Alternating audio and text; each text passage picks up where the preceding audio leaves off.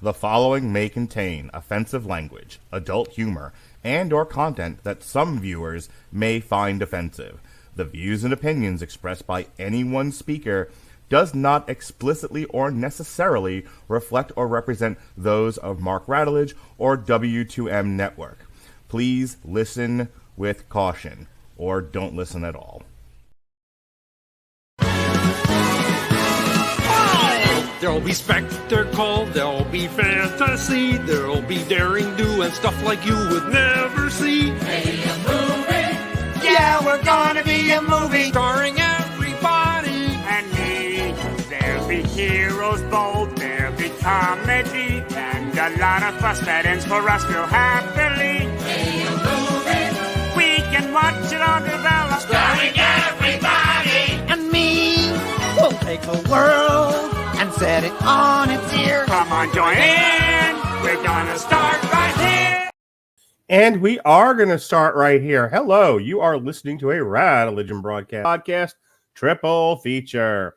I am your host, the mandated reporter, and frankly, I'm mortified, Mr. Mark Radulich. And I am joined by my co-host with the most. He's Sean, you're not. How do you do, Sean Comer? In other words, you brought in the resident gamer of Radulich and Broadcasting Network to talk about the movies that are based on some of the greatest video games ever made, and yet just ended up being laughably, literally, historically horrible. That's right. We are talking Mortal Kombat Annihilation, Street Fighter, and Street Fighter: The Legend of Chun-Li. And you're like, hey, what happened to the first Mortal Kombat? Well, we already did that one. When the 2021 Mortal Kombat came out, we did an on-trial for the first one.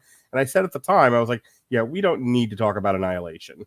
And then a few months ago, yes, Sean and I were plotting out the calendar for the year of our Lord 2024.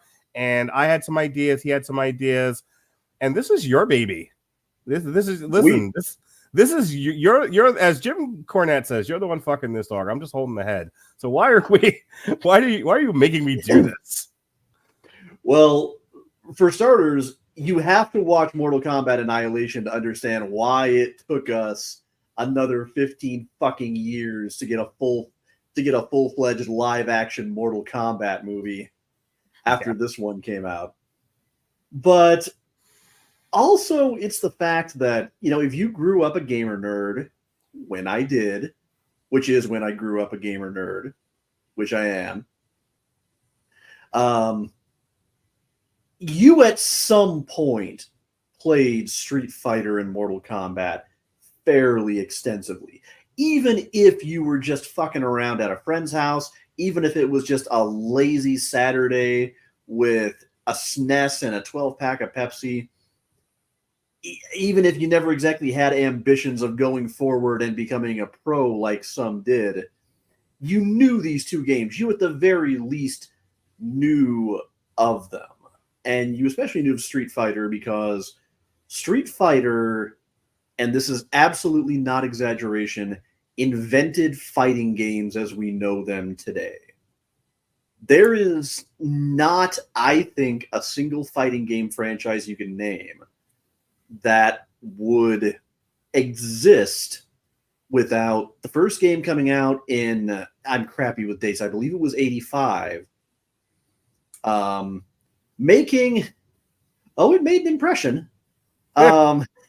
It made an impression as a game with a solid concept, but that just absolutely stumbled and shat itself in execution, like practically every step of the way.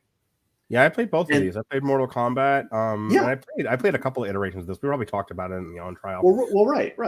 And I definitely played Street Fighter. Actually, I remember there was like a T ammo down the block from my house that was, within walking distance. And that first Street Fighter game, I shoved a lot of quarters into. My most visceral memory of playing Street Fighter is actually watching another friend of mine play against this kid at the arcade. And it's so funny because it wasn't just a game. Like, this became like a competitive sport for a lot of people. And I remember, I remember there was this one kid and he really owned the machine. He was beating everyone's ass. And my friend beat him one game, and I was like, "Hey, man, good for you." And I remember the other kid was so mad at me. He was like, "Oh, go kiss your girlfriend while you're at it." Like, easy. Like, it's just I'm just happy he won a video game. Like, calm down. Okay. So when you're talking Street Fighter, are we talking like the original Street Fighter, the broken, janky mess of a very first game, or are we talking about Street Fighter 2? Both. I played both in the arcade. Okay. And my favorite character was Blanca. I loved, any big green monsters. I don't know if anyone knows about me, but I'm a huge fan of the Hulk. And so,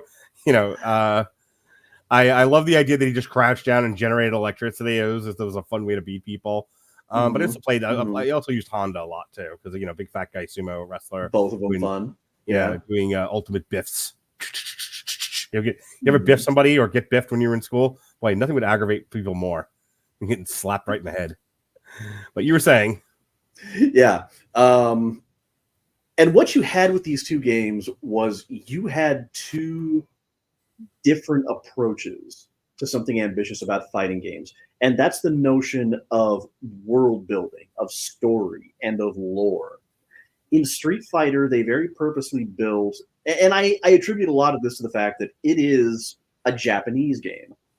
And so there's a lot of that anime and manga bombast, and there's a very frenetic atmosphere that's meant to suggest that a street fight could break out at literally just about any time. And Street Fighter is almost an occupation like I'm a busker, or I'm a sidewalk painter, or I hustle pool, something like that. Can I ask you a question? Yeah, it's sort of an off the beaten path question, but I was thinking about the game, and then I was thinking about what's going to happen next in the culture, because there's these different fighting styles. You had sumo, you had karate, you had whatever it was the Indian guy was doing. You had a fair amount of different fighting styles. You had Zangief was your wrestler. And the next thing that's going to happen is the Ultimate Fighting Championships, where there were no rules and it was mixed martial arts and a giant cage competition. And I'm wondering if anyone's ever thought about a through thread from the Street Fighter game to the development of mixed martial arts competitions. I mean, it's worth a thought. If we're talking about going back to the UFC, yes, Street Fighter preceded the UFC by a few years. But if you're talking about the advent of MMA, you being a scholar of combat sports that you are, that shit goes clear back to the 60s. Sure. Depending on which fight you want to cite as being the seminal MMA fight. Probably even further than that, I think, if we're talking about there's always been like mixed about Gracie versus Kimura. Yeah, well, I was gonna say there's always been like mixed styles of things, boxers, wrestlers, and shit like that. George Foreman but I fully Muhammad Ali was. I fully believe that there were probably kids that were growing up playing Shotokan karate as Ken or Ryu, or Muay Thai as Sagat, or they were a grappler like Zangief, and maybe that did motivate them to, or maybe even a boxer like Balrog. I just have this like thought in my head, like there's this person with money watching his kid shove quarter after quarter to Street Fighter and thinking, hey, the kids seem to like this mixed combat sports shit. Maybe we can make money with this. I feel like at some point, no secret, I'm a big Napoleon Blown Apart fan, and his MMA docs are always littered with He once used Street Fighter as a means of explaining the martial arts rivalry between Japan and Brazil over Brazil inventing their form of jiu-jitsu.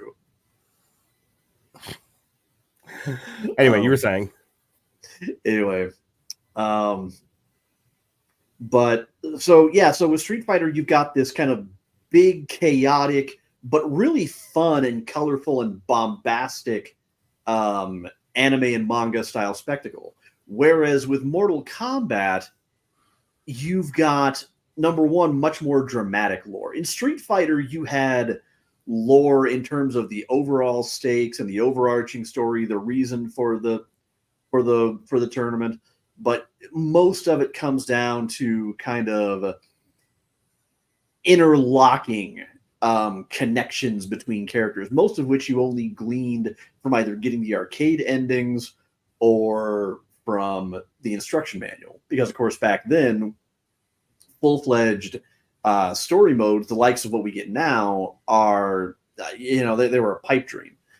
But with Mortal Kombat, you've got this much bigger interlocking story of a war between Earthrealm and Outworld, and you've got this clash to save kind of all existence as we know it. And within that, you've also got these violent blood feuds. You've got people who are at the tournament to seek out retribution very specifically, others who are strictly there just to try to save our reality. But the violence was, at the same time that the strikes had a much more real impact, owing a lot to the digitized graphics and the unique presentation of the game and the much darker, grittier, grimy atmosphere. You also had the ultra bloody fatalities, which, while I hesitate to call them cartoonish because that kind of evokes a different sort of aesthetic. It was just more so they were over the top, emphatic, and a way to definitely say, "Oh yeah, he did." And of course, Mortal Kombat kind of went a lot further in terms of laying out that lore over the ensuing games than Street Fighter did, where the stories in Street Fighter are much more towards the background. And there's something that you kind of experience more just by playing each character's different ladder and seeing how they interact, what their end cutscene is going to be at the end of the game, where it's not necessarily just about beating Bison. You're a little more invested in, will Ryu find that ultimate strong opponent that truly gives him the answers about himself that he craves? Will Chun-Li avenge her father? Will Blanca understand his true identity? Will Honda prove the superiority of sumo? I'm sorry, that was about a 10,000 word answer to a tweet. All right, let's move this on. We're going to talk about Mortal Kombat first, get that out of the way. Yeah. Mortal Kombat Annihilation is a 1997 American martial arts fantasy film directed by John R. Leonetti and his directorial debut. It's obviously based on the video game, and it's the second installment in the Mortal Kombat film series, a sequel to the 1995 film, on which Leonetti served as cinematographer. Largely adapted from the 1995 video game Mortal Kombat 3, Annihilation follows Liu Kang and his allies as they attempt to prevent the malevolent Shao Kahn from conquering Earthrealm. It stars Robin Shou as Liu, Talisa Soto as Katana, James Remar as Raiden, Sandra Hess as Sonya Blade, Lynn Red Williams as Jax, Brian Thompson as Kong. Only Shao and Soto reprised their roles, with the other characters recast from the previous film. This was made on a budget of $30 million. The box office was 51.3, so this was a bomb, even though it made more than its production budget. It lost money with marketing and all of that. And I just want to read this really quick before we get into the craft review, which I thought was kind of interesting. In an interview for Luke Owen's book, Lights, Camera, Game Over, producer Lawrence Kasanoff revealed the film was released unfinished. Mm-hmm. I'm telling you, the effects in that movie are not the final effects. I never anticipated that someone would take the movie and go, it's good enough. We weren't done. We never finished that movie. But the studio said, we don't care. We sacrificed quality for business, which I thought was interesting. You don't say. Here's my here's my thoughts on Mortal Kombat Annihilation. If you are looking for at least the same tone and depth as the first one, yeah, it fails miserably. It's awful. If taken on its own and compared to maybe the Power Rangers and all of that silliness, like all of the Rita Repulsa overacting, the shoddy, almost comical special effects, if you are looking at Mortal Kombat Annihilation and thinking it's a kids movie on par with the average Power Ranger episode, You're not wrong. Mortal Kombat Annihilation works so much better. Because again, I'm watching this, and about a third of the way through it, I stopped thinking about it as a movie for adults. I started thinking about it as a movie for when my son was really into Power Rangers, and he was 7 at the time. But with a licensed movie, that takes so much mental gymnastics to get to. Yeah, that I'm kind of in my on trial mode at this point, where I'm trying to see the positive in this movie.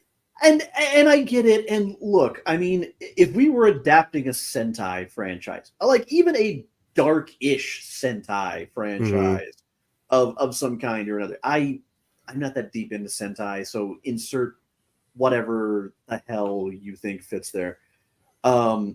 Yeah, then this would work just fine. But the fact is, you can't get around that this is a Mortal Kombat movie that's playing out like a Sentai.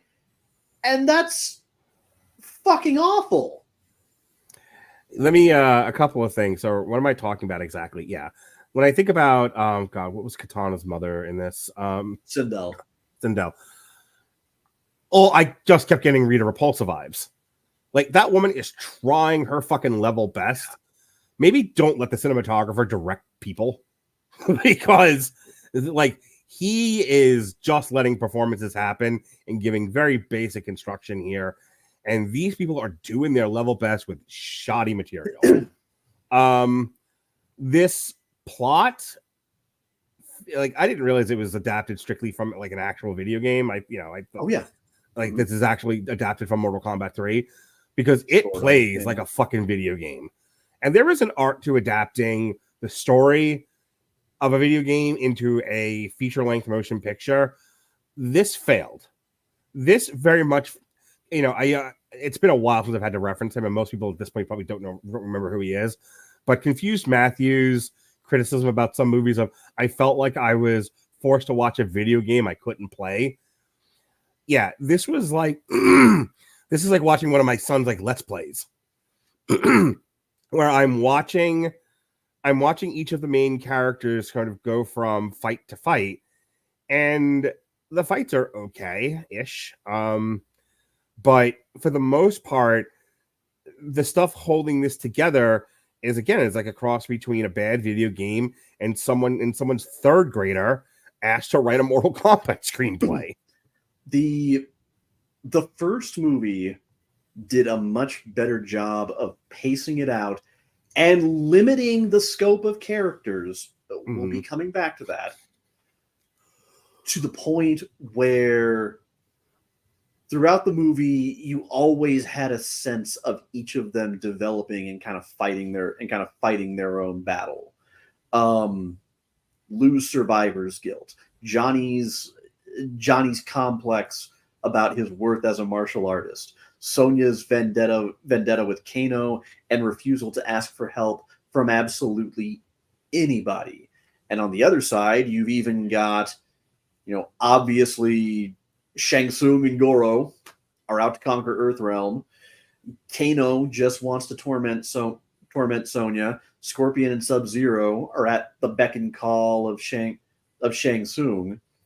Whereas in this one, they take some of the developments from the lore of the previous games, but they got it into their head that just mentioning them offhand would be enough. They mention Cabal just kind of offhand as somebody who's just been taken off the board. Cabal's a fucking interesting character, with some layered allegiances and motivations throughout the tournament. They introduce Kuai Liang, the second Sub-Zero, who is the younger brother of the first one, who died in the original game and tournament and the movie. Nothing is ever done with that, or with the fact that Scorpion is supposed to realize that's not the same Sub-Zero that he killed. And so, realizing that he was an honorable man after all, he makes it his vow that he's going to watch after and protect Kuai Liang as he progresses through the tournament.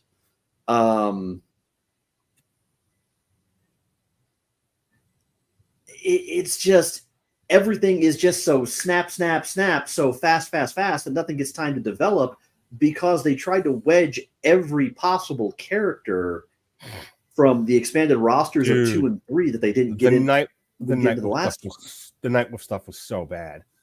It was like, go see Nightwolf, and then it was like he shows up and they fight because we've gone 2 minutes. We have to have another fight scene, and then I'm like, okay, the way to get Katana back and the way to do whatever it is, whatever else you need to do to defeat the bad guys is you have to pass these 3 tests. Mm-hmm. And involved in one of those tests is, I think, Jade, who's also a double agent working for the enemy. And I'm like, this is convoluted in a way that only a child would envision it. Like if you remember when you were a little kid, if you had friends and you socialized and you went out to play, and I've used this sort of metaphor before where it's like, well, I've got a ray gun. Well, I've got a shield that deflects your ray gun. Well, I've got and it just goes back and forth. It's kind of a lot of that. It's like, I just remember playing with my friends, it's like, oh, but I betrayed you. Like, we're also over dramatic. That kind of shit's in this movie. Like when Jade leads them into the bad guy's fortress and then turns on them, is like, I was leading. I was the author of all your pain, James. Like, oh my God.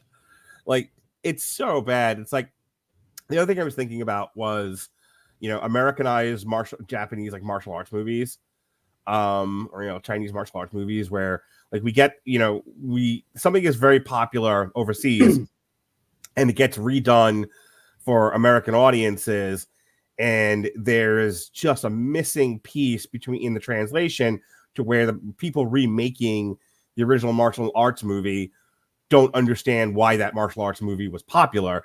They just aped the movie and did more martial arts stuff, thinking that's all there is to it.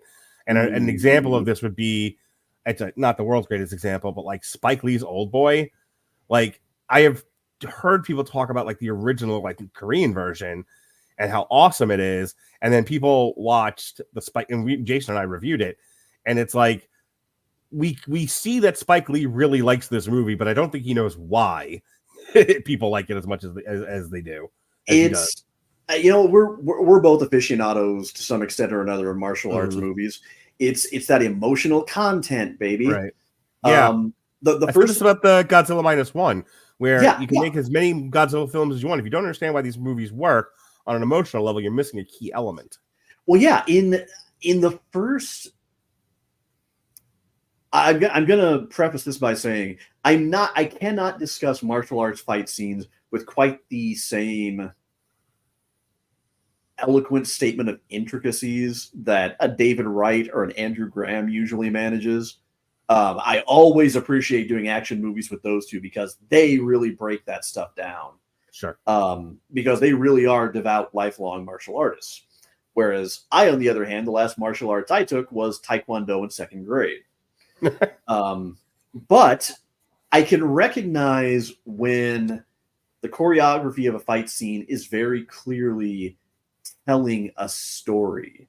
When there's I like to think of it as there's a causality to absolutely everything that happens, and it all builds to a logical conclusion to where you can follow a flow to where this shot is set up that way for a very specific reason. It's blocked this way for a very specific reason. Nothing that I watched in Mortal Kombat Annihilation felt like anything more than some kind of studio stunt show where they just got a bunch of actors together who could fit into the costumes, who didn't understand anything about how, about how a fighting style can say something about that person's character, and why even if you look at the games, why Johnny Cage doesn't fight like Shao Kahn, who doesn't fight like Kung Lao, who doesn't fight like Scorpion, who doesn't fight like Cyrax. It's just who can land the kicks, who can hit their marks, who looks good in the costume. And yeah, you can tell the immediate difference and everything that was lost by the fact that we have no Christopher Lambert, obviously, no Cary Fukugawa, no Lyndon Ashby as Johnny Cage, no Bridget Wilson as Sonya Blade. No, you will get your Robin Shou and your Talisa Soto, and you will fucking like it. It's really no, I won't. Again, no, I won't. The reason why I was comparing it to one of the reasons why I was comparing it to the Power Rangers is for every fight scene they always did the same thing. Hi-ya! And that was it. Mm-hmm. That's the extent of the martial arts here. We're doing like basic punching and kicking and a lot of flips. And I'm watching this, and it's literally the same fight choreography. It's hi-ya before everything, and then a bunch of punching, kicking, and flipping. Well, you're right, with really no commitment to any one martial art style. It is like it's mall karate. Now compare that to let's throw out a classic, shall we? Compare that to, say, Rowdy Roddy Piper and Keith David and They Live. Oh, so good. Yeah, it's an insane brawl. Yeah, but it's believable. It has a story to it. It has something you can follow. To paraphrase Jim Cornette, if you're driving by, driving by someday out in the country, you might see two fellas just fighting out on the side of the road. And to everybody else, it's just a couple of guys just having a brawl. But maybe you know that one guy who's getting his ass kicked, and you know that he's a good man, and you don't want to see him get hurt. And you know the other guy, you know he's a fucking prick, and you've been wanting to see somebody shut his fucking mouth for him. That's why you stop. That's why you watch. That's why you cheer. That's telling a good story through a fight. At no fucking point does this movie give a shit about any of that. No. It was just to hear that quote I read at the start of the conversation, then we'll move on, that they rushed this thing out. I mean, this thing came out in 1997. I think what was the first one was the 1994? 95. Yeah. So this is still, I'm in college when this is going on, and Mortal Kombat's still really popular. Fighting games are really popular. They explode around this time. Whether it's in the arcade or it's for a home system of some kind, PlayStation or whatever. And the fact that they were absolutely rushing this out to capitalize on it with that, movie executive lizard brain of they will come if we put it in theaters because they love this franchise so much. And let me go ahead. I was just on the Movies That Don't Suck and Some That Do podcast. I said it then. I'm going to say it again. People don't care about race. They don't care about gender. They don't care about any of that stuff. What they care is that the thing that they like be well represented on screen. That's it. That's what's most important to anyone. And they like well-told stories and cool characters. If you don't do that much, they're not coming. You can put as many Mortal Kombat movies in theaters that you want and rush them out and put them on the assembly line. But if they don't see the characters that they played in the game well represented on screen in a story that's engaging, then it's going to bomb. And that's exactly what happened here. They rushed this out to capitalize on the Mortal Kombat craze. They sacrificed quality for quantity, essentially, and they tarnished the product because we don't get another Mortal Kombat theatrical exhibition until the year of our Lord 2021. And for that review, go into our archives and hear me and Robert nearly kill each other. I would end it on this. If you if you're somebody who's from outside the gaming sphere who's doubting what I'm saying about fighting games actually having good stories, my challenge to you is this, and I'm going to do this a little bit throughout the show. I'm going to try to credit both my sources and better spin-off media from these franchises that you can go and check out and probably have a better time. If you have some time to kind of serialize something and break it up into chunks, go to YouTube and just search Mortal Kombat cutscene movie, and I guarantee you will be brought to someone who has cut together all of the cutscenes from Mortal Kombat 9, 10, 11, and the sequel/reboot that just came out last year, Mortal Kombat 1. I point that out because the first Mortal Kombat game of the rebooted saga basically retold the stories of the first three games all in one story. And it comes out to about a couple of hours. And it's actually really pretty well done. NetherRealm was still kind of figuring out character modeling at the time, but the story is excellent. 10 is a fantastic continuation of that story. 11 is the third act of the saga. It kind of brings everything all the way around, ties up all the loose ends, and it sets the stage for literally called Mortal Kombat 1 to restart everything and start telling a whole new sweeping epic. Check that out. Go check out the 1995 movie.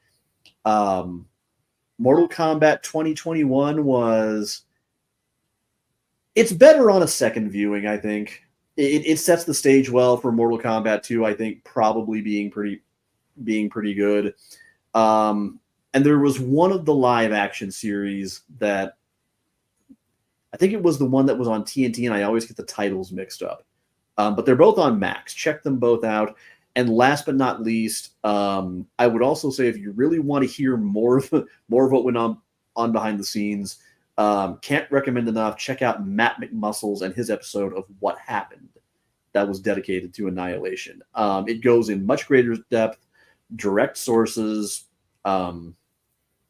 covers about everything if we haven't convinced you to just avoid this entirely. Or, I'm just going to throw this out there and immediately going into Street Fighter. Yep. If you have a son between the ages of 6 and 8, and he likes Power Rangers and karate, throw on Mortal Kombat Annihilation and have yourself a time. Let him watch it while you put away laundry. Everyone will be happy. Everyone kept Jonas off your back, did it?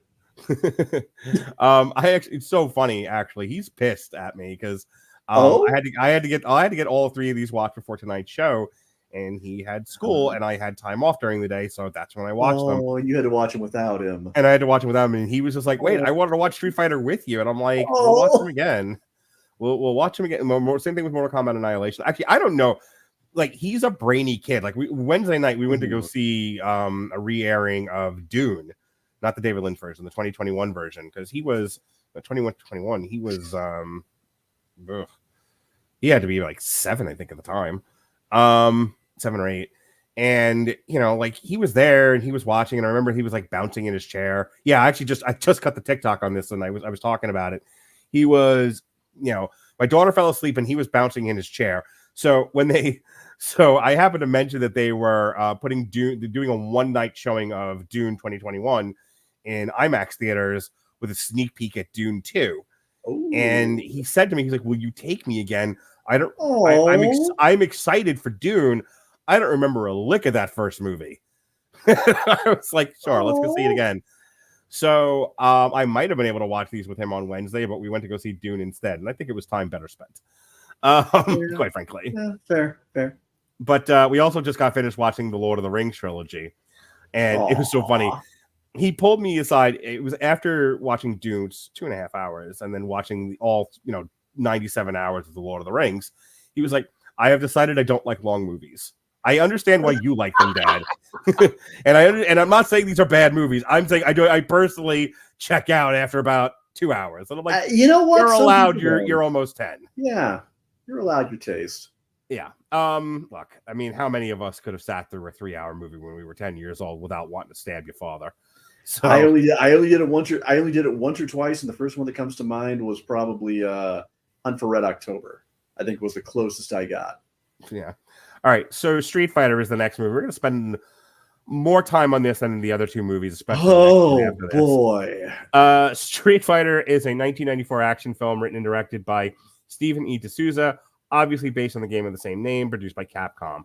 It is one of 2 films released in 1994, specifically adapting Street Fighter 2, following Street Fighter 2, the animated movie. It's distributed by Universal. It stars Jean-Claude Van Damme and Raul Julia in his final theatrical role, alongside supporting performances by Byron Mann, Damian Chapa, Kylie Minogue, Ming-Na Wen of Agents of S.H.I.E.L.D. fame, and Wes Studi. The adaptation focuses on the efforts by Colonel Guile to bring down General Bison, the military dictator and drug kingpin of Shadaloo City, who aspires to conquer the world with an army of genetic super soldiers, because that was in at the time, while enlisting the aid of Street Fighters Ryu and Ken to infiltrate Bison's empire and help destroy it from within. It was commercially successful. It had a budget of $35 million. It made almost $100 million and spawned the aforementioned sequel, which bombed entirely. So, Sean, the fun of talking about Street Fighter is the development history, of which you have studied hard and long and have a lot to say about it. So take it away, Sean. Jesus fucking Christ. This is why I understand sometimes when studios say when we make adaptations, we make licensed media, we sometimes want to keep source material owners out of the room when we can. Because you can't actually pin this one on Stephen A. D'Souza. He is a pretty rabid Street Fighter fan. He came in with a deep, granular understanding of the games and the characters' histories, their backstories, and who they really were, and had an idea for a movie that he wanted to make that would really capture the spirit of the games. Capcom did not want to do this. They wanted to make a Street Fighter movie that was more akin to a James Bond style action espionage epic. And D'Souza, I guess, so badly wanted to make a Street Fighter movie that he just went, yeah, okay. By the way, I should take the time to mention here that my sources here are going to come from a combination of Polygon's legendarily amazing complete oral history of Street Fighter, or I believe it's called Street Fighter, a complete oral history. A lot of it comes from the absolutely epic deep dive by Thorgy's Arcade as part 4 of their, I believe we're now up to, estimated to be somewhere between 6 and 8 part Street Fighter retrospective that's currently running at about 2 hours per episode. Devoted an entire episode just to this movie, a short segment on the other movies, and Street Fighter, the movie, the game. And also, again, this is another one that Matt McMuscles has covered over on his channel. Could not recommend it highly enough. Probably one of the most knowledgeable, hardworking gaming YouTubers working today. Anyway, so then next they get around to talking about casting, and Capcom is dreaming big. They're talking about wanting to get Schwarzenegger and or Stallone for their Street Fighter movie with their Street Fighter movie budget. D'Souza narrowly manages to not laugh at them openly. And they kind of go down the hierarchy, and the first action star they come to who will work for what they're offering is Jean-Claude Van Damme. That tracks. How far after Bloodsport and Kickboxer does this come out? It was a fair ways, and it was also a good ways into his coke addiction too. We'll get to that. Okay. With the rest of the cast, really the only two they were kind of targeting right from the beginning were Jean-Claude Van Damme and, of course, the late legendary Raoul Juliet. Van Damme playing Colonel Guile, and Juliet playing M. Bison. They got a couple other stars in there. They got you brought up Kylie Minogue. That wasn't some daring stunt casting. That was, they realized roughly, I think, a day or two before they were to start filming in Thailand that they hadn't cast a role yet, and Kylie happened to be on the cover of the In-Flight magazine. But no, this is documented. This is how this. No, I believe you. But it's like the joke about Arnold Schwarzenegger or like Bill Clinton and and who they cheated on their wives with. It was like they grabbed the first broad that walked into the room, so it happened to be the maid, basically, or the intern. Like just looking around, going, "Who's available?" The most famous dichotomy between Juliet and Van Damme was they had a guy on set who said, I had 2 jobs. Make sure that Mr. Juliet took his meds and make sure that Van Damme was off his. This man actually at one point had a PA whose one job on the set, his one and only job, was to make sure that Jean-Claude Van Damme didn't get zonked out of his gourd while he was supposed to be shooting. You can first off, you can tell by watching the movie how great that went. But second, that experiment lasted a full day before you know what happened. Van Damme got the motherfucker high off his tits. That's one way to deal with it. The supposition has been that either A, this was a scam that he ran repeatedly, in that the idea being, you know, if he hung around and he got the nice celebrities who were shooting in Thailand drugs, he might get a chance to do drugs with them, and they might even buy him drugs. At least it was just drugs and not underage children. Yeah. Also very popular in Thailand at the time. The other big problem with Van Damme was the fact that D'Souza kind of tried to dissuade them from hiring him, not because of the coke, but because I don't know if you ever heard Jean-Claude Van Damme speak. It's like the Dolph Lundgren line, you know, when they gave Dolph Lundgren, I think, the He-Man part, and Stallone's like, you gave him lines, and he's playing the fucking American jarhead, and he tried to kind of gently bring this up to the Capcom executives, and of course it's the Capcom of Japan executives. They're like, what are you talking about? He doesn't have an accent. And then it took a while for kind of one and one to come together and make two. And he realized, oh shit, when they're Japanese, when they've been watching Van Damme movies, they've been dubbed. That's great. Of course they don't think he has an accent. The shoot in Thailand itself was a miserable experience because, for one thing, the ever-present threat of a coup, an actually very real, potentially very violent, volatile coup, forced them to rethink and completely reshoot several scenes because they came to the very sound realization that a line of choppers buzzing a village buoyed by guerrilla revolutionaries, start some shit. It's really funny. Of course, the weather was hot and miserable. The living conditions were not ideal.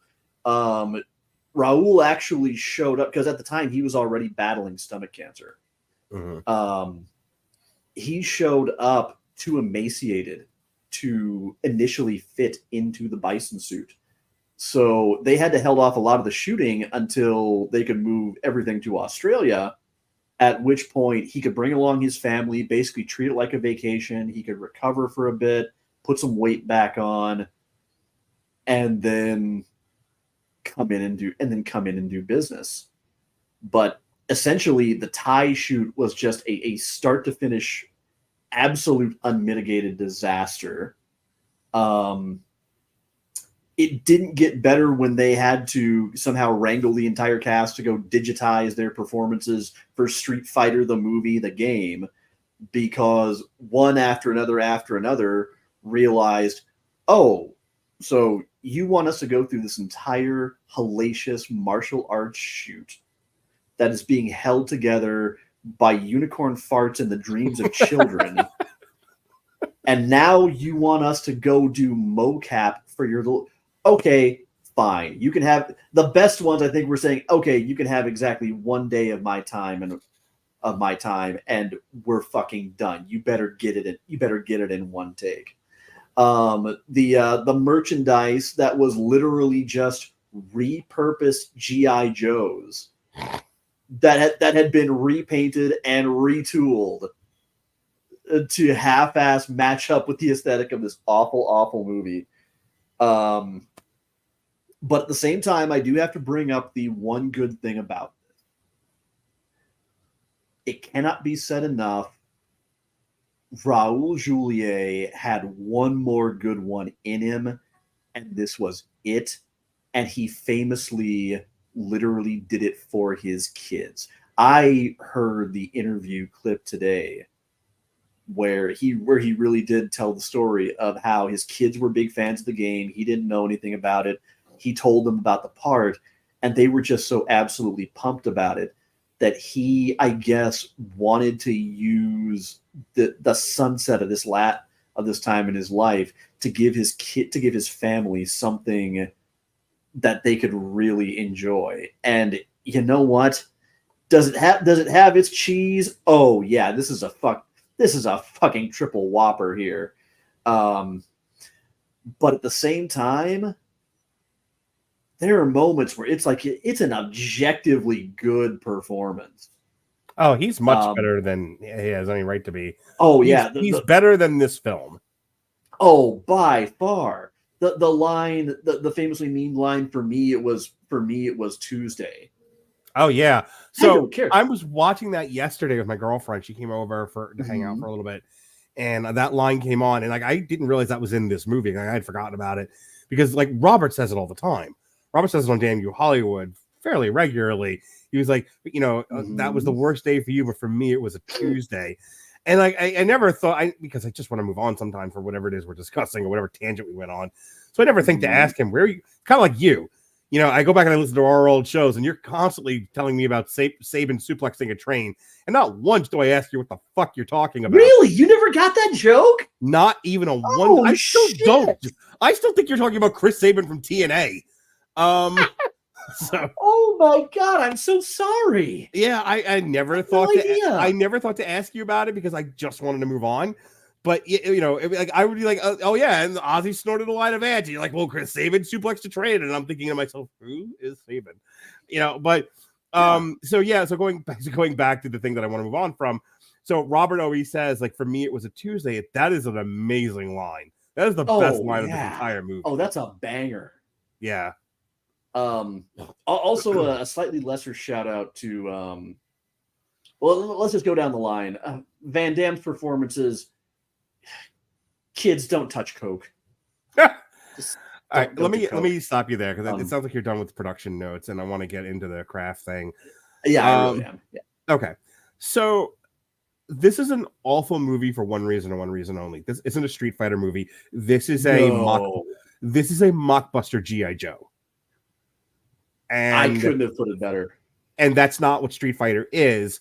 No. I would love somebody to take the Street Fighter thing, Street Fighter IP, and try again and actually make a fucking tournament movie. Because, like I said, this was somebody's like bad G.I. Joe script that they threw Street Fighter characters into, to the point where it's almost porn quality. Like, let's make sure this character's here. Let's make sure this character's here. And I have to bring this up before you cut me off. I have to bring this up because it was the funniest fucking laugh out loud moment of the film for me. And again, it's that almost porn quality of, as long as we get the aesthetic right, as long as we get the costume right, nothing else matters. They didn't even get that. Well, hang on, Balrog. That's the one I'm thinking because it made me laugh out loud hard at this because it was one of those things where it's like, it's the final fight. Everything is hot, wet, and on fire. Everyone's fighting. There's an army of goons being beat up by all the Street Fighter characters. This motherfucker took time to put on gym shorts, a muscle shirt, and boxing gloves. Because that's what he looks like in the game where he's fighting because he's a boxer. Well, okay. And I'm thinking to myself, not even in G.I. Joe did someone take the time to put on boxing gloves to fight Cobra. Well, okay, yeah. Here's another production note for you. They had to reshoot a lot of scenes because they realized something. They didn't have any of the signature moves of the game. Right. And that's something that's kind of unique about fighting games. You know what makes a whole lot of these characters iconic, recognizable, the go-to thing that people pick when they play the game? It's their fucking signature moves. Right. And they all of a sudden got to literally the end of the shoot, and they realized that they didn't have much of anything with the characters in their signature costumes, except for obviously Bison and kind of sort of maybe Guile, I guess. I mean, Cammy's wearing shorts. And yeah, but again, wedge that one in near the end. Yeah, Chun-Li's in the wrong color. But I mean, they at least gave Bison the right personality, despite the fact that there was no evil, overarching real estate related scheme. Land. You know, Honda was not an affable Hawaiian. He was a big, pure Japanese sumo who wanted to prove his sports superiority. Yeah. DJ was a good guy, not a Bison flunky, although God, all love to Miguel A. Nunez Jr. Ooh, baby. That's all I got to say. He's trying so hard. Ooh, baby. He overcame them damn enchiladas. He did it for us. Yeah, this is Street Fighter in name only, and that's my biggest criticism of it. Yeah. My second thing is it's a meandering, not all that interesting, overlong story. It's like I'm watching this with my girlfriend, and she liked The Beekeeper. The Beekeeper, you know, so it's not like a violent movie thing, it's not an action movie thing. And I said, hey, I gotta go see this movie, you want to come with? And I took her to go see Jason Statham's new movie. She's like, that was awesome. She's sitting here watching Street Fighter with me, and she was like, what garbage did you subject me to? And it's because like this is again, this was somebody's bad like 80s throwback commando military script, you know, or like bad G.I. Joe script that they shoved the Street Fighter characters into. And it's like this needed another pass through editing, this needed a rewrite. There's a tight script in here, but it is just it's one of those where it's serving too many masters and doing none of them effectively. You are not wrong, because what happened was when they were making, again, Stephen A. D'Souza is a smart man. He knew what he was trying to do, but Capcom execs at some point just decided, no, my movie. He initially tried to tell them, focus on the core 7 characters. That's the absolute most that any audience, the most information any audience is going to be able to retain is, you know, those 7 characters arc. That's your upper limit. And in fact, you'd be better off maybe going with 5 or 6. But Capcom, I think, was about 2 or 3 Street Fighter 2 re-releases into the game's run. And of course, with almost every new re-release came at least one new character. So they're just little by little trying to suggest, hey, you know, since you got this scene and you got a couple more minutes you got to fill out, why don't you throw a little something with this character there? And then later it was, later it was, well, now that we've established this character, why don't we just give him something else to do? And before you know it, you have the same problem as Annihilation. You have not given any one story room to breathe. Not that, you know, with the fact that you've gotten every single character's core story fucking wrong, except for Guile's. And even then, Blanco was not his best friend Charlie. Blanco was a rich kid whose plane crashed in the Amazon, and he survived by living amongst the tribe's people and eating electric eels. No, really, that's his backstory. Ryu and Ken were not a couple of ne'er-do-well con men. Ken was a spoiled American playboy who was basically a world-renowned martial artist as a lark, and Ryu is always seeking out the next strongest opponent that he can possibly fight and learn something about himself from. Often it's Ken, and in fact, there's a long-standing rivalry with Sagat. Ryu is the reason why Sagat in the game has the big fucking scar on his chest, because he was the first man to ever beat him, and he shoryukened him, and, you know, carved something out of his chest that looks like my cancer scar. but you don't have room to let it breathe. Really, that Chun-Li is out to avenge her father's death. Nothing like that. So what you get is basically shitty Street Fighter cross G.I. Joe parody porn. I think I just invented a genre. No, you didn't invent shit. That's been around for a while. Then I invented a Pornhub search for myself later. Yeah, you did. That you very much did. No, just throw trans in there and you're all set for the night. A couple of nice things I can say about this movie. Ming-Na Wen's trying as hard as she can. Ming-Na Wen always I think is an underrated actress. You have nothing bad to say about Ming. I forgot she was in this, and then I saw her. I was like, oh, well, there's a bright spot. Because Ming-Na Wen may not always pick the world's greatest projects to do, but she's always a shining light in anything. She never phones it in. No. She's a good-looking gal. She is athletic, and she brings gravitas to any role she takes. And look, her storyline is dopey, but she brings enough gravitas to it that I'm with her, and it's one of the saving graces of this movie because I'm not with Guile at all. Well, I will throw in that you could say plenty about Jean-Claude Van Damme's acting. Hell, now that he's clean and sober and possesses a level of self-awareness and introspection Steven Seagal couldn't dream of most lucid states, I think even he would be very honest about that. But when it comes to actually delivering in the fight scenes where it counts, no, Seagal is on, or not Seagal, fuck me, Van Damme is really kind of on point all the way through. What I was going to say is, like, Guile doesn't have a story. He's generic action hero guy doing generic action hero stuff, and the best thing that he does is Guile's flip kick. But Ming-Na Wen actually has like a plausible story. The other than the fact that it's Raul Julia giving an actual dope line, part of the reason why for me it was Only Tuesday worked so well is because you're with Ming-Na Wen in her story about avenging her dad and how much pathos she's bringing to that really goofy role. So when she's like, I have been, there's something else where I saw a very similar thing, where it's like, I have been that was Thanos. It was Thanos and the Scarlet Witch, where, the Scarlet Witch is just like, you hurt me in all kinds of ways.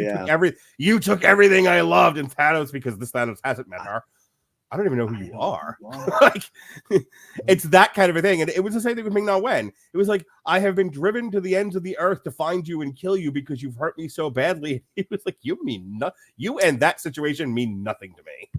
If you really want to see a terrific example of somebody bringing all of the stories of Street Fighter together into a fairly cohesive whole, seriously, go check out Street Fighter 2, the animated movie. The very first anime, the one that far preceded this one. It sticks pretty tightly to the lore of the games. It's centered on the idea of Bison trying to track down the perfect fighter to psychically transfer his consciousness into. And in particular, he's really targeting Ryu for this particular purpose.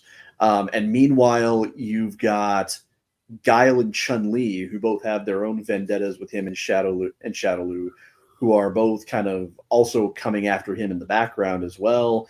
You've got cameos from fighters like T-Hawk, Dalsim, Honda.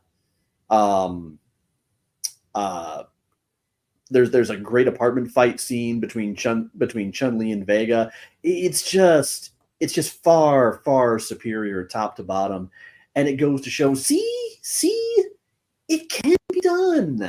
And just all because Capcom had this idea that they felt that movies about fighting tournaments were played out.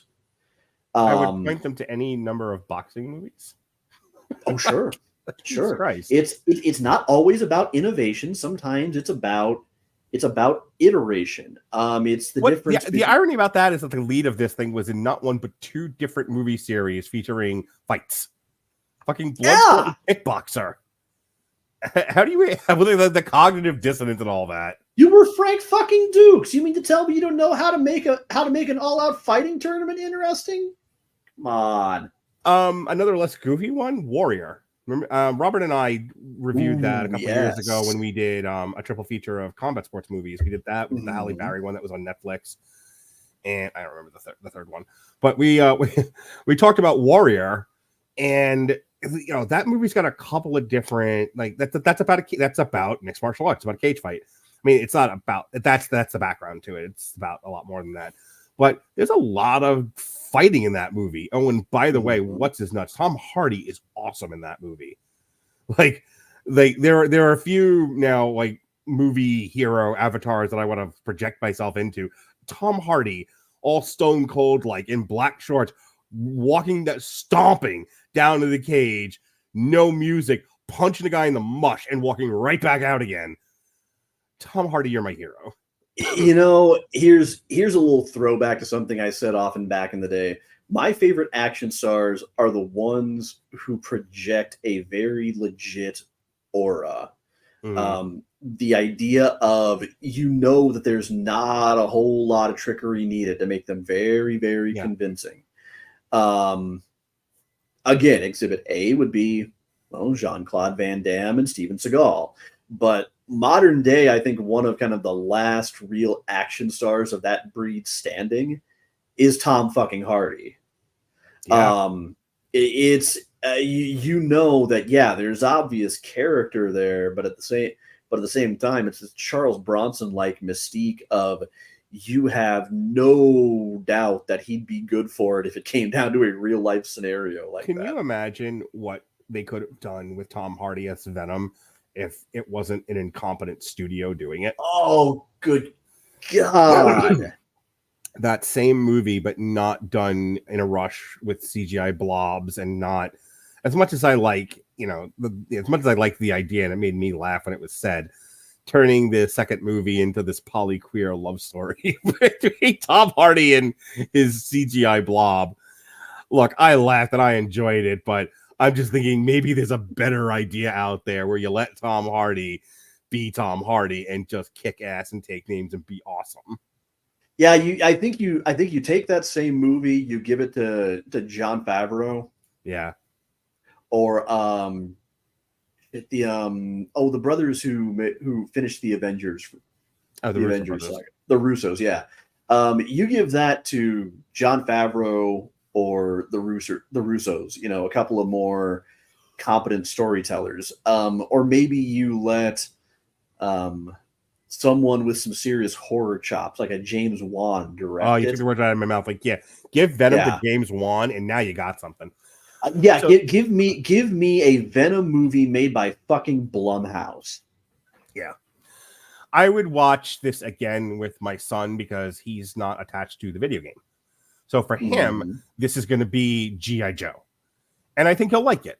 Because much like Annihilation, if you have no attachment to the video game and you're just watching a children's action movie, it still needs to shave 10 to 20 minutes off of this thing. It's still a little too over long. But I think for the most part, children's action movie, this works just fine. Fans of the video game fails miserably. Adult action, just go watch Commando. Just go watch Commando. You'll be, or Rambo, First Blood Part 2.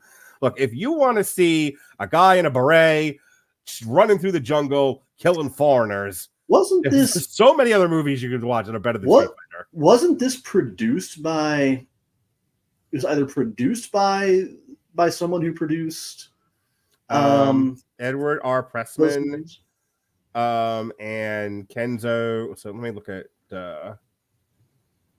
So as an let's see, this has I remember from my research this had the involvement of someone who was involved with those two movies. It might have been Pressman. So I'm looking at some of the movies that he either was the producer or executive producer on. Just a couple of things that ring out. I'm just gonna kind of blurt these out here. The Crow, Bad Lieutenant. No, suck his dick. Bad Lieutenant, there's a movie we need to talk about someday. Talk Radio. let's see. He was an executive producer on Masters of the Universe, Pirates of Penzance, Conan the Destroyer, Conan the Barbarian, American Psycho. That's him. Let me look at Kenzo here. Yeah, it doesn't say. All right, so I don't know. But yeah, just there's so many better movies that that you can watch if you want to see sweaty, muscly men running through a jungle killing foreigners. All right, that brings us to our last movie of the evening, and that is Street Fighter: The Legend of Chun-Li, a 2009. I swear to God, I thought this was direct-to-video. It was so bad. Street Fighter: The Legend of Chun-Li is a 2009 American crime film. Sure, it was released as a non-canonical spin-off and theatrical tie-in to Street Fighter 4. Produced by Capcom and the Hyde Park Entertainment, the story follows the quest of Street Fighter character Chun-Li, who is portrayed by Kristen Kruk as best as she can. Its story is before the events of the original Street Fighter, as it follows Chun-Li's personal history and her journey for justice. It co-stars Neil McDonough of Legends of Tomorrow fame, and Flash, and I forget what else he did for the CW, as M. Bison, Chris Klein as Charlie, Michael Clark Duncan. I had to double check that was him as Balrog, and I'm like, oof, you are too good for this movie, pal. And Black Eyed Peas member Taboo as Vega. It was released February 27, 2009 by 20th Century Fox, now owned by Disney, and here's why. It was a critical and commercial failure. Legendary is redoing the Street Fighter series. It had a budget of $50 million and bombed miserably at $12.8 million. Here's what I said to you and a bunch of our guys in the Radulich and Broadcasting Network group chat. I've watched a lot of the CW shows, and I kind of accept there's a quality about these shows that, you know, it's about here, and I accept that, and I don't get too bent out of shape as long as it stays around that level. And some are better than others. You know, The Flash, for the most part, was good. Arrow was up and down, but for the most part was good. Jesse and I loved Legends of Tomorrow, and I'm kind of mad at myself that I haven't finished watching that. Supergirl started off on CBS and had and finished its run on the CW and was fan-fucking-tastic. I loved the shit out of Supergirl. Most of the time with the Greg Berlanti superhero shows, they were able to keep up the quality. Then there's Batwoman, which I don't want to beat up on that show too much because it's going to make me sound like I'm one of the neckbeards who just don't like, superhero shows with women in it. I just fucking said I love the Supergirl show. I'm sorry, Batwoman wasn't that good. Batwoman, one of the problems with it, which I'm going to relate now to this, is it relied too heavily on girl lead and a little too heavily on convoluted soapy plot lines and not enough on anything else, and nor did it make those things any good. So it's sort of like it's begging you to like it just because it's got a chick lead in it, which doesn't really work for me. And that's kind of the Legend of Chun-Li. One, again, it's got that CW Greg Berlanti TV quality to it, so it's kind of shit. I kind of said jokingly, but I was also being somewhat serious. This felt like the pilot of a Chun-Li show. Like, take the first hour, take the first maybe hour to 45 minutes of this, and just make that a pilot to a show, and then draw this out for 8 to 10 episodes, and you got yourself a halfway decent. It reminded me of the you and I didn't talk about it. Me and Ronnie did, but I'm sure you've seen it because it's sort of famous now, or infamous as it were. The Aquaman television show that only the pilot's available because it got canceled shortly after that. That wasn't what I was thinking of. What I was thinking was it feels like something that back in the 90s during the Monday Night Wars, like a show on either TNT or USA. That would have gotten at least a 2 or 3 season run just because it was pulling strong ratings because it was on right after Raw or Nitro. What was the one with the chick superhero that was real La Femme Nikita? Yes, I knew it was something like that. La Femme Nikita. Yeah, That's that kind of quality.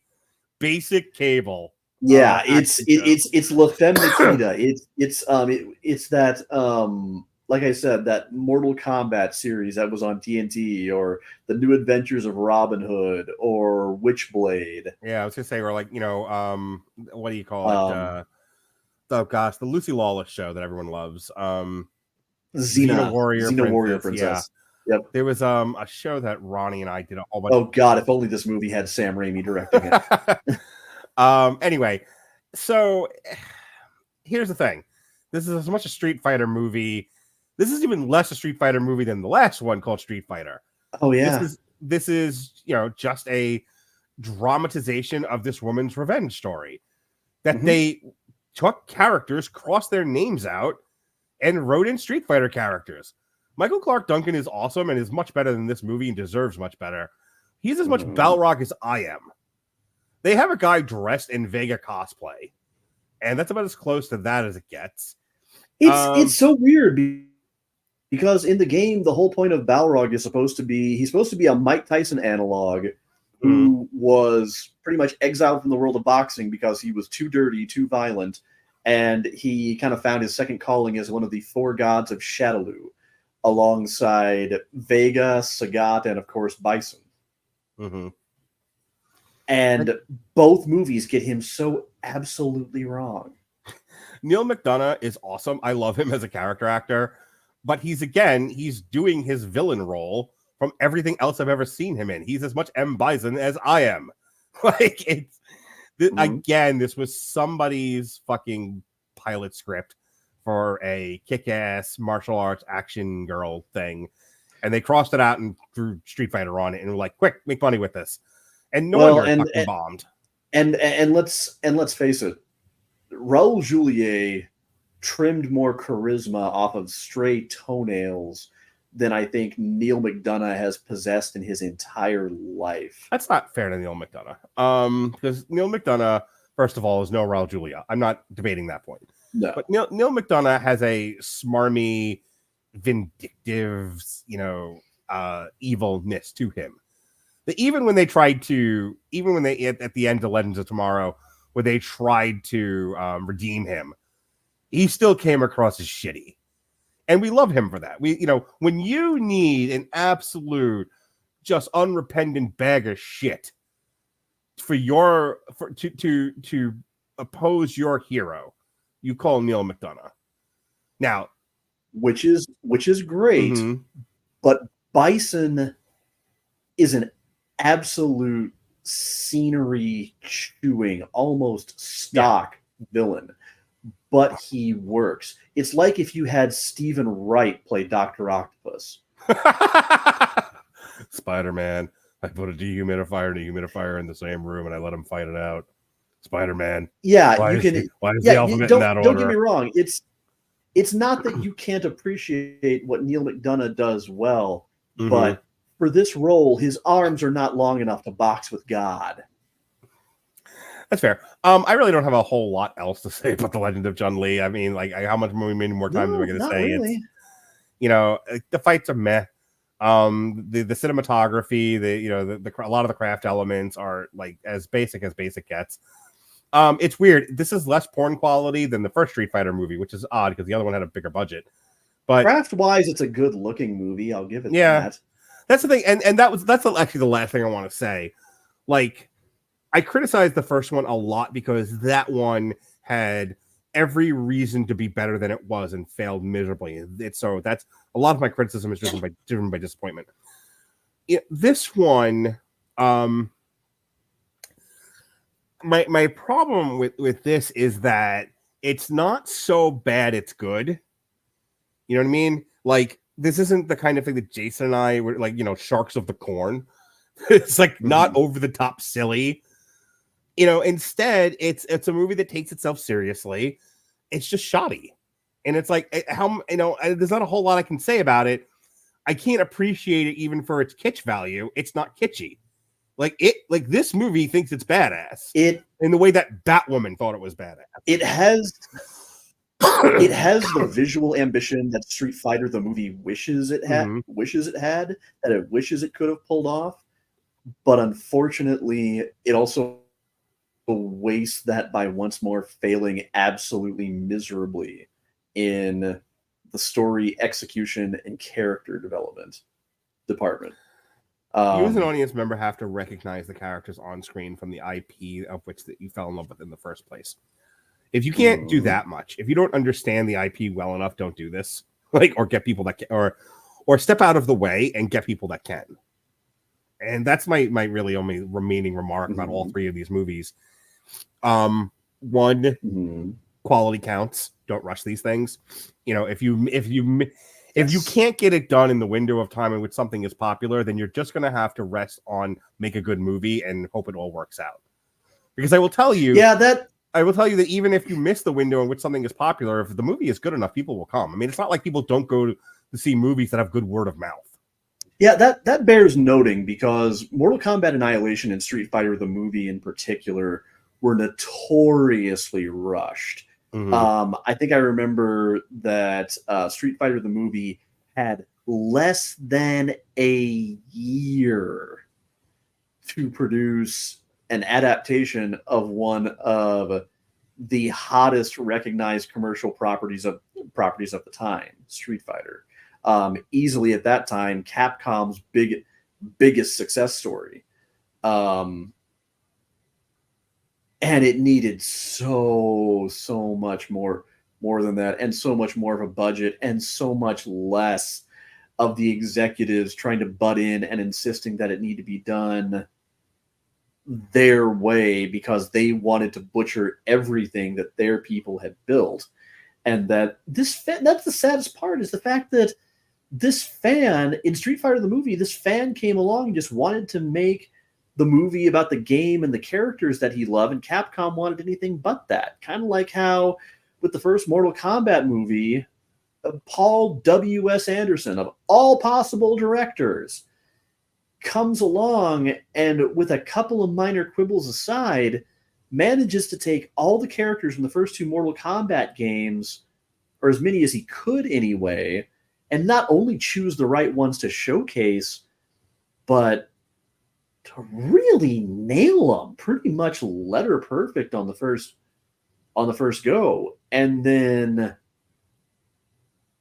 the Mortal Kombat Annihilation comes along, and you got all these new cooks in the kitchen, and poor Talisa Soto and Robin Shu, who are just kind of trying to go with the flow as best they can.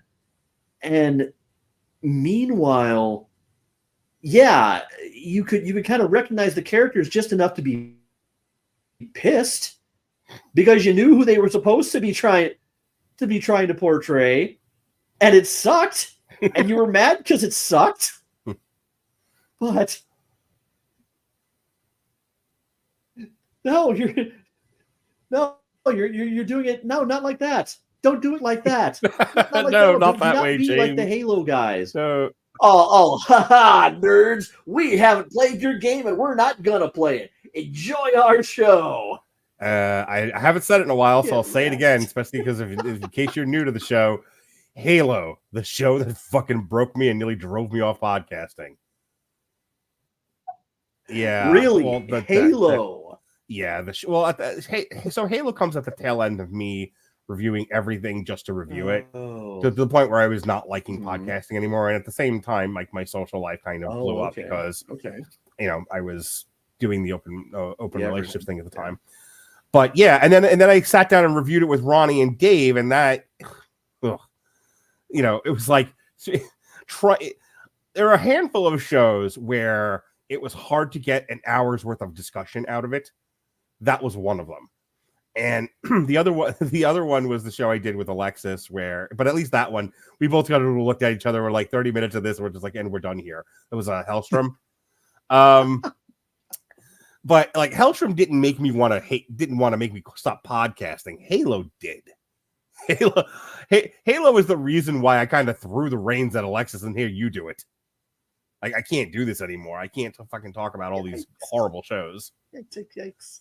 Yeah, Halo was so bad, and the conversation about it was even worse. So, well, and as media based on video games go, I'll say this: there's cause for optimism. There absolutely is. Castlevania was not a complete disaster. It fell off. That was up and down. Robert and I reviewed the anime for that, and some of those seasons we liked a lot, and some of it we were like, shoot me. Yeah, but you can't say it was patently bad all the way through, that there weren't No. significant bright spots. No, I said that. I said there were some seasons where we were like, this is awesome. And then there were a couple of stuff towards the end where we were like, shoot me. Right. But Twisted Metal was good, got a well-deserved second season. Yeah, I reviewed that with somebody, and they thought it was good. I am cautiously optimistic about Fallout. Fallout looks like it might actually be good. Hey, you know what an obvious one is? We're just kind of going through. You know, it's an obvious one. Probably the best example of sticking purely to the source material in the intellectual property and giving a love letter to the fans, but also making a solid movie was Super Mario. You know, I have heard nothing but good things about the great. The animated Super Mario. Honestly, if there weren't 10 other movies I would rather have put in my top 10, it initially made my top 10. I wasn't expecting, Wonka and The Color Purple to be as good as they were. Well, but when I originally made my top 10, it was in it. And Sonic the Hedgehog was good. Oh, Sonic the Hedgehog was great. It's just not as close to the game as Super Mario was, with the human stuff. All right. That being said, that is our review of Mortal Kombat Annihilation, Street Fighter, and The Legend of Chun-Li. Let's see. Sean and I will be back in a couple of weeks, I think. So with Black History Month coming up, we got me and Jason have a lot of stuff going on. When are you back? You are back. Not for a while. Let me look it up this way. I'll make it easy for you. Just wait for the next time he goes live on some other show and just keep an eye on the chat. I get in there and do my Mike Nelson thing. All right. The next one that I can see, the ones that I've written down here with your name on it, are March 5th. We are doing an on trial for Baz Luhrmann's The Great Gatsby. We did a Baz Luhrmann triple feature, and it was the Red Curtain trilogy. We did A Long Road to Ruin, and we had so much fun we decided to keep it going. Yeah, we were like, we have to talk about The Great Gatsby now. Yeah, so we're gonna do an on trial for that and give it its own show. Him and theoretically Andrew Graham are going to come on, and I'm going to judge the on trial civil court edition for Roadhouse 1989 versus the 2024. Of which the trailer dropped today, and I did a trailer reaction on my TikTok, and it's the most popular thing I've done in months. How about that? Many, many moons ago, me and Chris, somebody or other from the Casual Heroes, did half the Lethal Weapon movies and never went back to it. So I'm going to throw that in the trash. We're going to start all over again. So myself and Sean on April 16th are going to do all 4 Lethal Weapon movies. And then it's a month early because Sean is getting married, so we decided to do, as we say, in February we do black shit, in June we do gay shit, and in July we do shark shit. So we're doing all of our gay shit in May instead of June. Yep, a little bit early. And we're kicking things off with, I think this might be my favorite triple feature of this year. The Adventures of Priscilla, Queen of the Desert, Tu Wong Fu, Thanks for Everything, Julie Newmar, and Hedwig and the Angry Inch. That's what's kicking off Pride Month a month early. Then we are doing a Wachowski people focus. We're looking at Bound, Cloud Atlas, and Jupiter Ascending.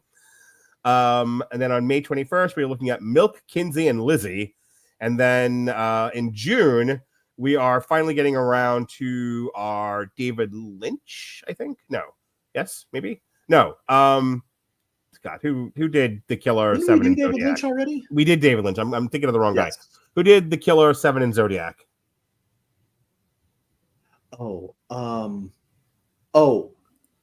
David Fincher. Yeah, I knew it was one of the Davids. So yes, we'll be doing a David Fincher director focus triple feature, looking at The Killer from Netflix, which was on a lot of people's top 10s last year, 7 and Zodiac. So that's what we got. There's more than that though. Hang on. Somewhere in there was another weird one that we're doing, you and I. So am I going to need to re-up my Netflix membership? Uh-huh. Okay.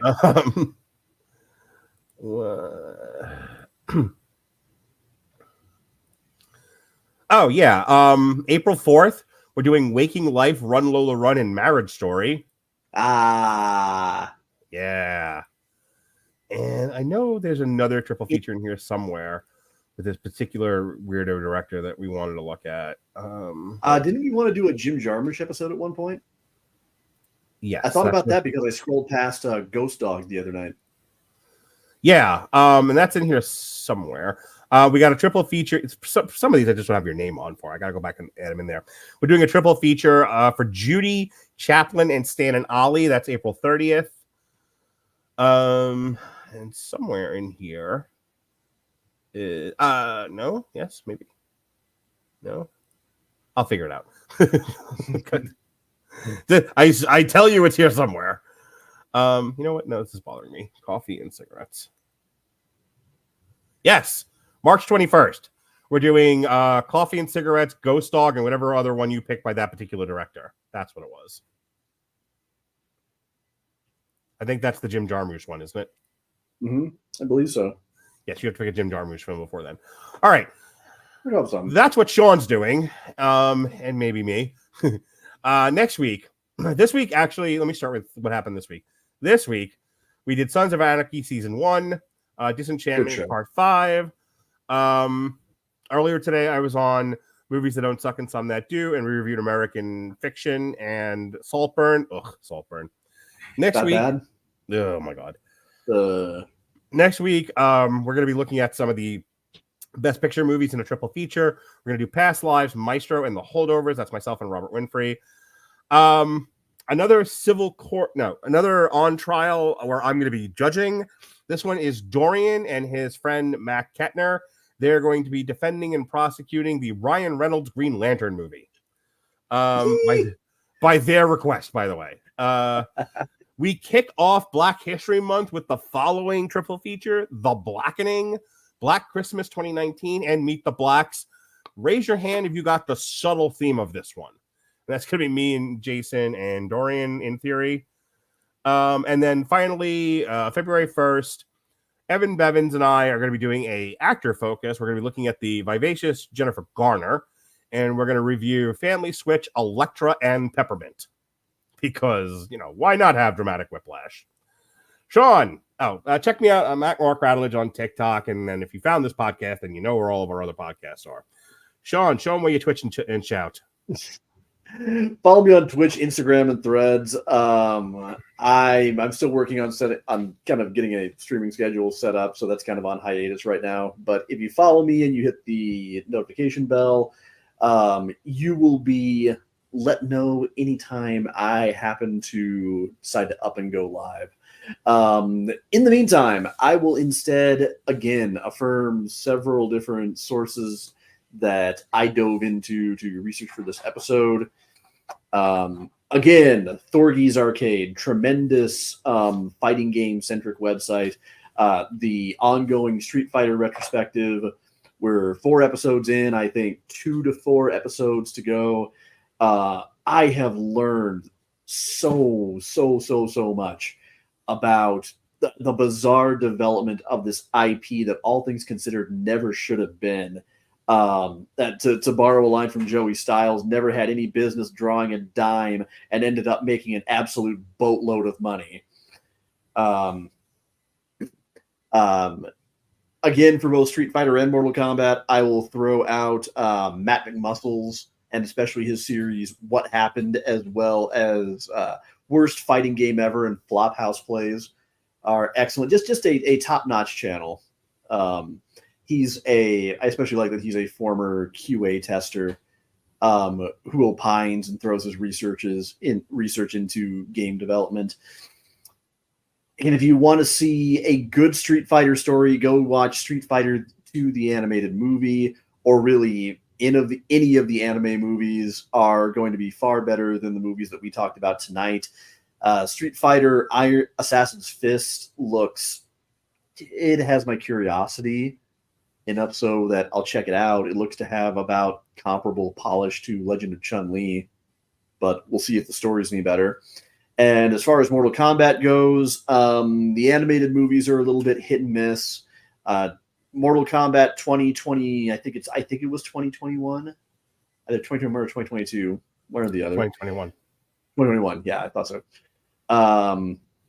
really nails it visually, but again, story not quite there, but going in the right direction.